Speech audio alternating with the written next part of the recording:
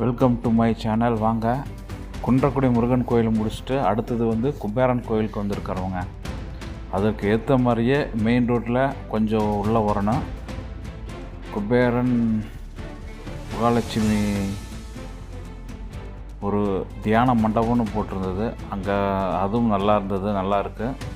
சாப்பிட்றதுக்குலாம் நல்ல வசதியாக இருக்குங்க. இயற்கையான காற்றோட்ட வசதியான பசுமை நிறைந்த இடமா இருக்குது. சாப்பிட்றதுக்குலாம் அருமையான இடம். அதனால் அங்கே தேர்ந்தெடுத்துட்டு சாப்பிட்றதுக்கு அங்கே வர பூங்கெல்லாம் இருக்குது. அங்கே விளையாடுற பசங்களாம் விளையாடுறதுக்கு நல்லா பொழுதுபோக்காக இருக்குங்க. சாயந்தரம் வரை நல்லா விளையாடலாம். எல்லா விளையாட்டுமே இருக்குது.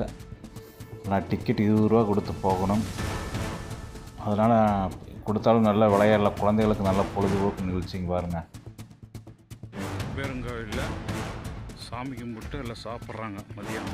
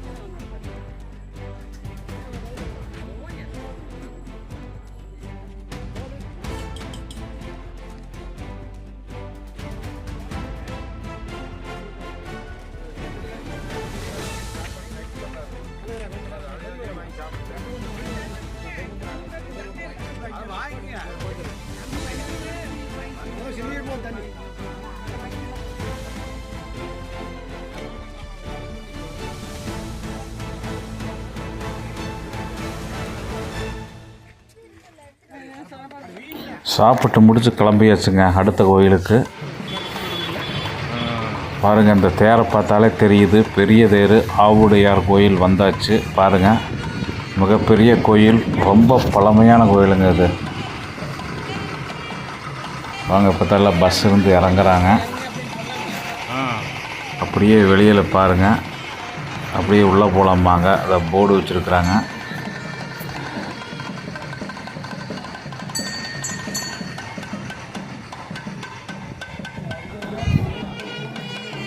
தெப்பக்குளம் பாருங்கள், சூப்பராக இருக்குது. ரொம்ப பழமையான கட்டடங்க. பார்த்தாவே தெரியுது பாருங்க, ரொம்ப பழமையான கட்டடம். நல்லா தூண்கள்லாம் ஒவ்வொன்றும் பார்ப்பதற்கு இதுதானுங்க குருந்தை மரம். பாருங்கள், குருந்தை மரத்தில் ஒரு விசேஷம் இருக்குதுங்க. அது வந்து 3 தலையாக தான் இருக்குங்க. அது ஒவ்வொன்றும் ஒவ்வொரு வாசம் அடிக்குங்க. இந்த தலையை பாருங்கள், ஒவ்வொன்றும் ஒவ்வொரு வாசம் அடிக்கும். அதுதான் இதனுடைய சிறப்பு.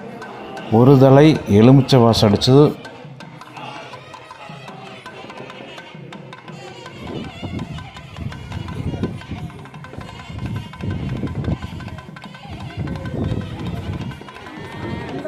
சாபம் தீர்ந்ததாக ஒரு அர்த்தம் பண்ணல. இது பாருங்க, வெள்ளித்தேர் இப்போ தான் எடுத்துகிட்ருக்குறாங்க. நம்ம போகிற நல்ல நேரம் அன்று பார்த்து வெள்ளித்தேர் எடுத்துகிட்ருக்குறாங்க. அது ஒரு வாய்ப்பு அமைஞ்சது. கோபுரம் பாருங்கள், எவ்வளவு பெரிய கோபுரம். ரொம்ப பழமையான கட்டடங்க. நல்ல ஒரு 1000-2000 வருஷத்துக்கு முன்னாடியே முறையிட வர்றப்ப வாயிற் காப்பான் இவர் தானே இந்த செங்கோல் வச்சுட்டு இருப்பாங்க. நந்தி தேவர்.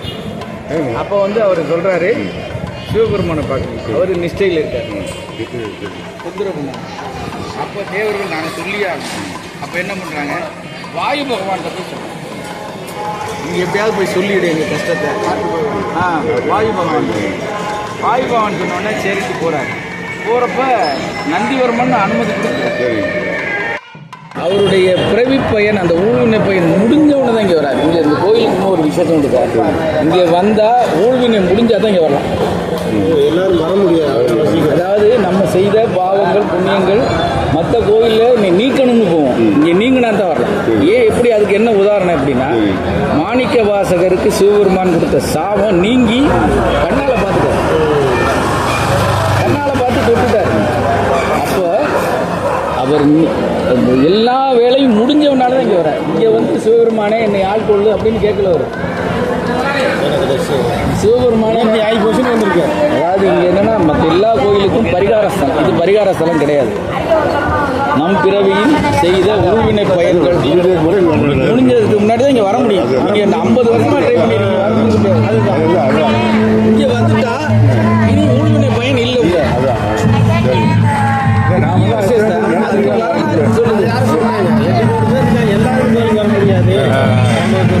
ஊழ்வினை நாம செய்த பாவங்கள் புண்ணியங்கள் எல்லாமே தீர்ந்தால் இதை வந்து காலடி எடுத்து வெள்ளித்தேர் பாருங்கள். வெள்ளித்தேர் பார்க்கும் காட்சி, இழுக்கும் காட்சி எங்களுக்கு தற்செயலாக கிடச்சிது. அது ஒரு பாக்கியம். கூட்டம் கம்மியாக இருந்ததுனால பிரச்சனை இல்லை. ஒரு எல்லாருமே பாருங்கள் சாப்பிட்றாங்க. இங்கே ஒரு விசேஷம் என்னவென்றால் பாவக்காய் சாப்பாடு தான் போடுவாங்க எப்போ பார்த்தாலும். அது ஒரு மெயின் விசேஷங்க. அதில் ஒரு நிறைய அர்த்தங்கள் இருக்கிறது. பாருங்கள், ஃபோட்டோ எடுத்துருக்குறாங்க. எல்லாருமே உட்காந்து ஃபோட்டோ எடுத்துக்கிட்டாங்க. நம்ம குரூப்பில் வந்தவங்க எல்லாருமே ஃபோட்டோ ஆல்பம்லாம் எடுத்துக்கிட்டாங்க. ரொம்ப சந்தோஷமாக கோயில் எல்லாமே பார்த்து நிறைவடைஞ்சாச்சு. இந்த கோயிலோட முடிச்சுட்டு நீ வீட்டுக்கு கிளம்ப வேண்டியதுதான். வாங்க, வெள்ளித்தேர் பார்த்துக்கிட்டே போகலாம். வெள்ளித்தேர் இழுப்பதை பார்க்கலாம் வாங்க. எங்களோடு சேர்ந்து உங்களுக்கும் அந்த பாக்கியம் கிடைக்கட்டும். வெள்ளித்தேர் பார்க்கும் பாக்கியம் அனைவருக்கும் அருள் கிடைக்கட்டும்.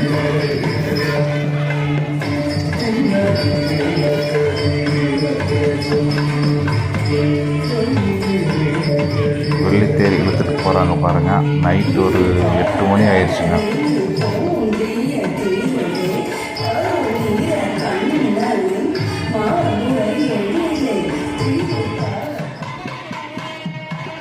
விசேஷங்கள் உள்ளே பரதநாட்டியம்லாம் நடந்துகிட்டு இருந்தது. அதையும் ஒரு கொஞ்ச நேரம் பார்த்தாங்க. பார்த்துட்டு ரொம்ப லேட்டாகி தேர் ஃபுல்லாக பார்த்தோம்னா ரொம்ப லேட் ஆகிருங்க. அதனால் சரி கிளம்பலாம் அப்படின்ட்டு நாங்கள் பஸ்ஸுக்கு போயிட்டோம். அப்படியே ஃபோட்டோலாம் எடுத்துக்கிட்டு இந்த வீடியோ பிடிச்சிருந்தால் லைக் பண்ணுங்கள், ஷேர் பண்ணுங்கள், கமெண்ட் பண்ணுங்கள். அப்படியே ஹை பட்டன் தான் கொடுத்துருங்க.